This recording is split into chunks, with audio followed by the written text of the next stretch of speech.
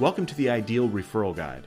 This is a tool that we use to share the right kind of information with people to make it easier for them to make a referral for us. This is something that you can edit easily, and I'm going to walk you through that right now. When you first pull up this document, you'll notice that you have several different areas that you can change.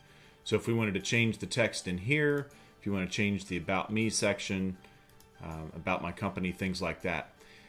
There's a graphic behind all of this that you can't edit easily, and that is the framework behind this referral guide.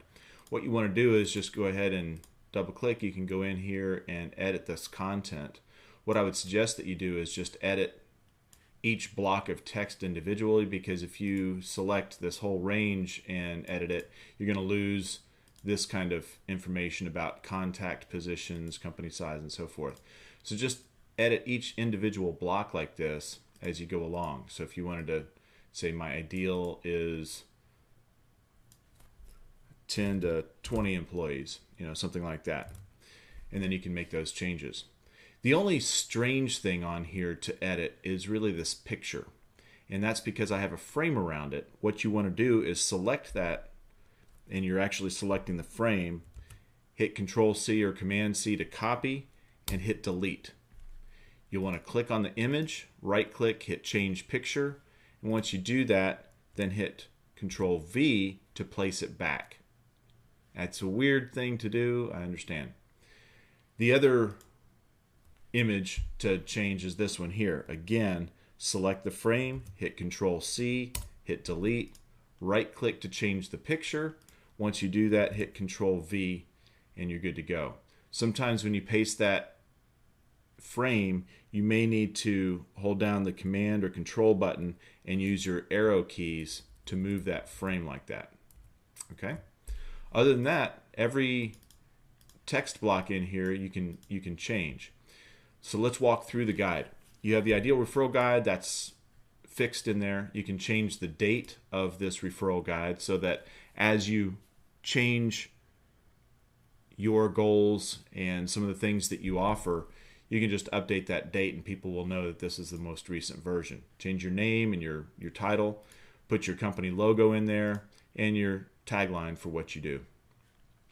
Over here is the engagement process, and the engagement process is really important for people to understand how you engage with clients and how you do your work. So if you have a process diagram like this, that's really helpful. If you don't, that's okay. You can use text to do that. You can make this look any way you want, but the goal here is with this engagement process is to help people understand how you work with clients so that they have a better understanding and less fear about making that introduction. Inside, you have all of your information here, how to get in touch with you. And then About Me, I like to put some personal information in here so that people know who you are and what drives you, that kind of thing. If you want to talk about your education, your interests, if you want to include your personality or something else, all of this is totally open to you as far as what you want to put in there. If you want to change that content any way you want, that's good. But this is the About Me section. In the About My Company section, you want to share information that's going to be beneficial to people so that they understand more about your company and what you're all about. Key differentiators is really important, and the primary benefit as well. The ideal client customer, this is where you're telling people, this is what I'm looking for. So for us at Big Think Innovation, we're looking for software companies, professional service firms, things like that. And the position that we're looking for is the board of directors, the C-level executives. Company size, our ideal is companies with 20 to 1,000 employees, and we translate that to be generally 2 to 100 million in revenue. The pain to relieve is, what is it that those clients or those customers are experiencing that you want to deal with? Then we look at solution, and you can look at typical fees. So you might want to talk about if you have standard fees, you want to put that in there. The revenue type, I put that in there because sometimes people want to know, is this a one-time or is this an ongoing type of process?